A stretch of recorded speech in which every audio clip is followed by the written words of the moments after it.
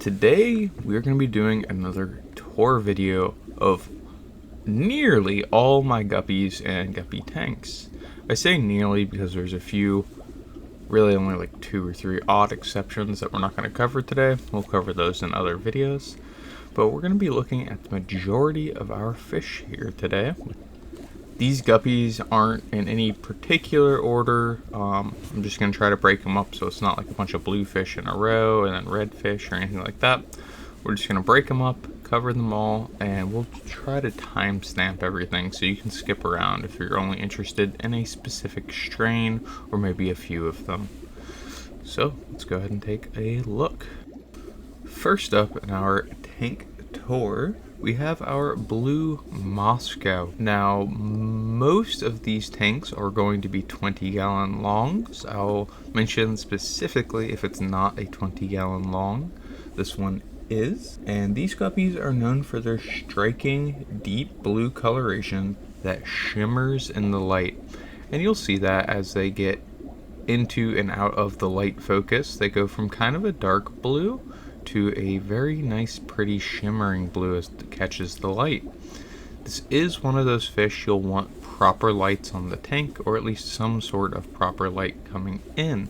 If you don't, these fish don't quite look as colorful in a dimly lit tank. All my tanks are set up in a effective yet simple system.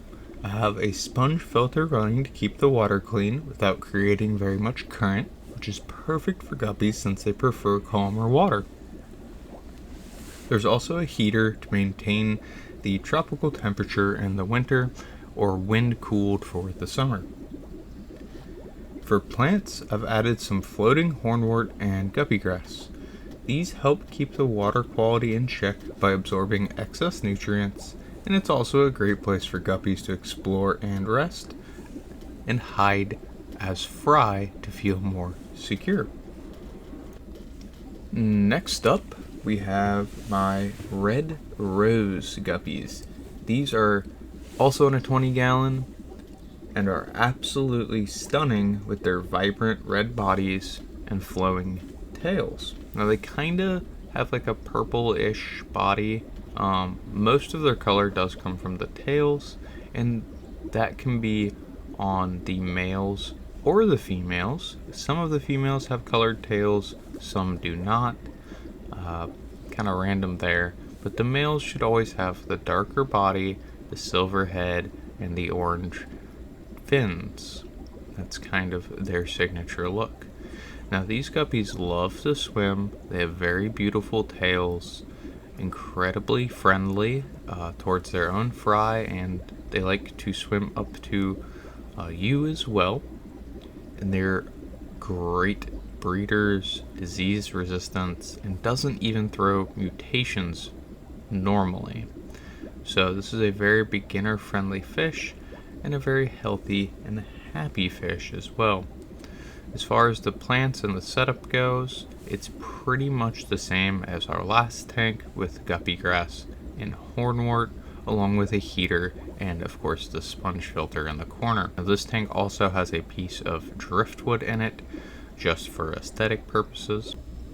Next up, we have our black metal jacket guppies, one of our previously most popular strains, a great breeder. Don't really have mutations they throw either, so they're good for beginner breeders as well. Now, we don't have a ton of adult males in this setup. We only have a couple that can show their true coloration, which is okay. We can still get a good look at what they are going to look like in the future once they all mature out. As you can see, there are loads of fries, but you'll see the adult males swimming through here with their beautiful metallic sheen, which really gives them a unique and dramatic look for a guppy. And this is their signature look right here. And the females are rather bland in comparison, which is pretty common in guppies. Nothing that unique. Actually, it's more rare to see an incredibly colored out female than it is to see more plain-ish looking ones. But you can see the males have the patterned body with kind of a silver and black pattern and layout on their coloration. Really a great fish. Now instead of hornwort in this tank, we do have some pearlweed, so that's the main difference for the plant is guppy grass. Next up we have our blue Mosaic dragon guppies.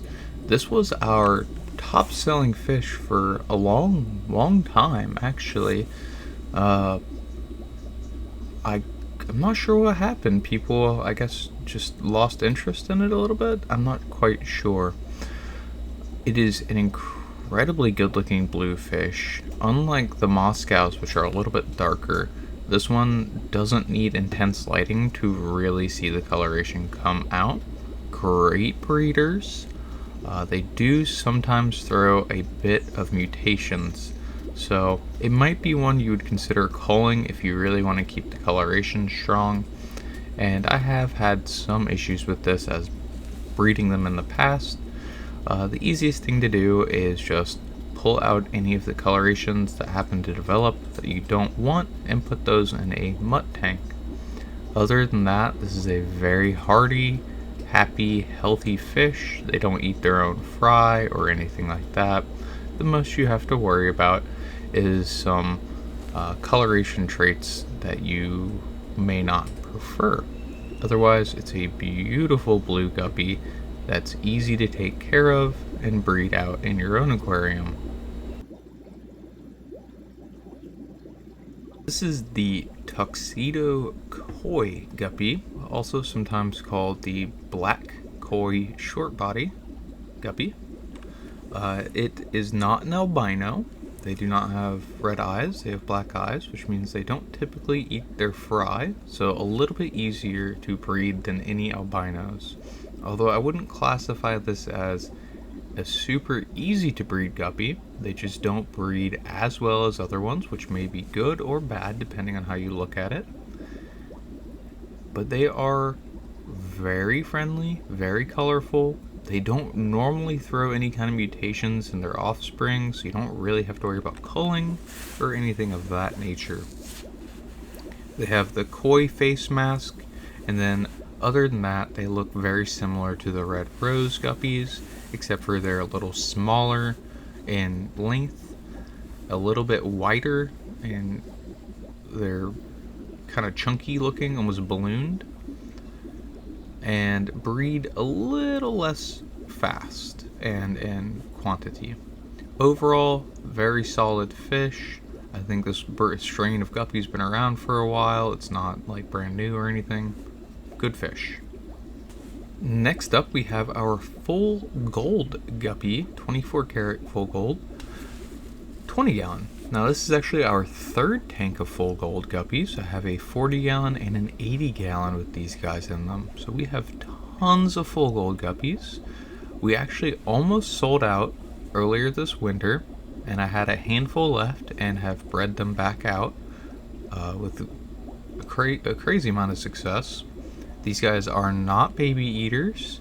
They don't really have any health issues or major concerns. They're overall a 9 out of 10 guppy, I would say, as far as everything considered.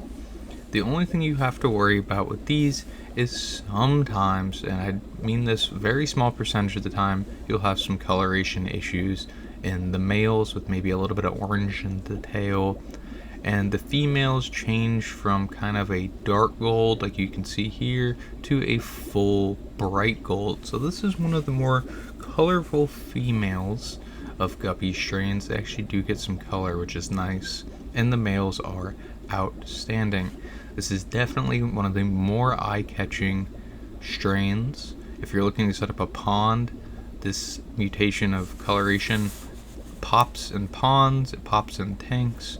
Overall, probably one of my favorite colorations because of how distinct they are. That, and they also color up early. The fry get their color pretty young, which can be abnormal for guppy species. Some of them don't color up for a while, so it's hard to enjoy the fry. They just kind of plain. But these, they tend to get their color earlier. Now you'll see we have some hornwort, some red crips, and some Rotala rotundifolia in this tank for our plants. A little bit of a different plant setup. I think most of the other ones have been guppy grass and hornwort. This one just had something a little different done to it. And of course, all of these tanks have cories of various species in them as well. This one, most of them just have emerald cories, but some of them have some more interesting strains, or not interesting, but different. For the most part, that covers the full gold guppy, though. Next up, we have our midnight blue Moscow guppy. Now, similar to the regular blue Moscow guppy, these guys have a full body coat and coloration from head to tail, which is pretty cool in my opinion. What's slightly different about them is without any kind of lighting or dim light, they look almost black. The difference being, with the regular blue Moscow guppy, when you shine a light on them, they don't quite get that shimmering blue color. They stay a very deep blue. Now, they're not quite jet black. Those guppies do exist. These are just an incredibly dark shade of blue. I have had people comment, oh, these are black Moscow and things like that before. These, as you can see, do have a very slight hint of blue in them. So they are midnight blue. They're just a very dark color. So if you get these kinds of guppies, I would keep that in mind, that they are very dark and might almost appear black without high lighting, where their scales catch the light and reflect off the color. Now, as far as what's going on in this tank, we have a piece of driftwood, hornwort, and guppy grass, which is kind of a standard right now for most of our tanks. It works well, gives everything plenty of cover. Moving on to the next tank, we have our Vienna Guppies. Now, I've done quite a few videos on these guys because they are a highly recognized, nice guppy strain or species. I used to have more of these, as in quantity-wise. I do not anymore for various reasons, and I'm breeding them back out. You can see here the stock I do have is still in excellent condition. The males are phenomenal looking, and they do actually come in two different distinct patterns in the males. And I found that the females have a couple different looks as well. One of them has a little bit of color, and the other one, the female versions, kind of look like this silver, kind of more plain. You can see, even though I don't have the quantity of these that I used to, I still have plenty of males and females, and they are breeding. You can tell by the little fry swimming around in the background. So overall, this tank is quite healthy and happy. It's just a little bit less densely packed than it used to be. Now, in this tank, it is a 30-gallon. We have some pearlweed and some Rotala rotundifolia. We'll probably change up the plants in here at some point, but this is just what I have for the moment, and it looks pretty nice. I've actually been cleaning up a bunch of driftwood, getting that prepared to put in my larger tanks. These will be larger pieces of driftwood, and I'll probably make a video showing that off when it's done. But for now, these guys are in a very open water area tank, and they do just fine in it. They have been with me for a few years now, and used to be my favorite fish. I've just kind of leaned more towards other species recently. So here's kind of what their tank looks like from a wide shot. You can see they have plenty of open space and room. We got cories in there, but otherwise it's set up the exact same as my 20 gallons with a few plants, a heater, and a filter. Next up, we have our purple Dumbo ear red tail guppies. Again, these are kind of similar looking to the red rose and the Tuxedo Koi, but with some characteristic differences. These guys have purple ears, unlike the red rose, and they're Dumbo ears, so they're extra large ears. And these guppies are overall a little bit larger than both the red rose and the Tuxedo Koi. The females also tend to like the red rose, either have color or not, depending. It doesn't seem to make any difference in their offspring. It's just something to do with the genes of the females. Now, in this particular tank, I don't have a ton of really good looking males at the moment. I have maybe 3 or so in there, one's in the background here. You can see the large Dumbo ears. What I do have is a surplus of females, which in reality, if you have a couple good young males and a bunch of females, your colony will breed back out. So I'm not too worried about it. The males, for whatever reason, when I was filming this, were being a little bit difficult to film. They kind of just wanted to chase females around and not come get in the camera. So unfortunately, this is not my best footage of the males of this strain ever. I have much better videos. We have covered this fish recently, so if you want to see more of it, check out this video on the screen. It didn't get that many views, so go check it out if you haven't seen it. This is the Japan Blue Gold Double Swordtail Endler Guppy. This is a little bit of a difficult fish to breed, not because it doesn't breed well, it breeds fantastically, but it seems the blue stripe with the double swordtail is a set of recessive genes, so you will get fish that either don't have the swordtails or don't have the correct coloration, which is actually how I got my mutation out of them with the full red double swordtails. It's a beautiful fish. It's healthy, hardy, breeds well, doesn't eat their young. It's just a little tricky to maintain the coloration on them. Now these are in a pretty much bare bottom 20 gallon with just some hornwort, so a slightly different setup than my other tanks. But there's almost no substrate in here, which works fine. The only difficulties are really keeping the coloration perfect in these. So a little bit harder to breed, but if you're just trying to own them and keep a colony going, fantastically easy. Great fish. And we will talk more about this in the video I already made. It's like a whole video on just this fish. Last but certainly not least, we have our full red double swordtail guppies. Now these are a mutation from our previous guppy, the Japan Blue Gold double swordtail, and as you can see here, these ones just simply didn't have the blue. I separated them out into this 30 gallon tank. Well, actually they were in a pond first, but now they are in this 30 gallon tank with just basically just hornwort and an Amazon sword plant, and you can see how fantastic their colony is doing. Full reds are incredibly hard to breed. These are not albinos, and they breed really well. They're disease resistant. They're pretty much resistant to everything because their genes are so solid, and most likely one of my most durable, prettiest, and underrated fish that I have.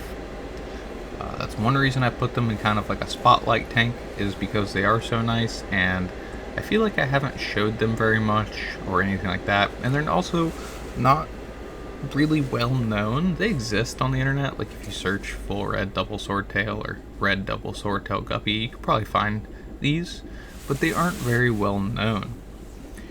They have tons of fry hanging out here in the hornwort and are just one of my favorite tanks currently to look at and enjoy. Overall, I highly recommend any of these guppy strains, and I appreciate you guys watching. For more information on any of these fish or plants, be sure to check out my website, bishopaquatics.com, where I try to keep everything up to date, in stock, out of stock, all that good stuff. You'll find high quality pictures and videos on the website, or you can go straight over to our YouTube channel playlist, where you'll find tons of videos, hundreds, on all of our plants, all of our guppies, how we do our tanks, feed them, pretty much everything you can want to know.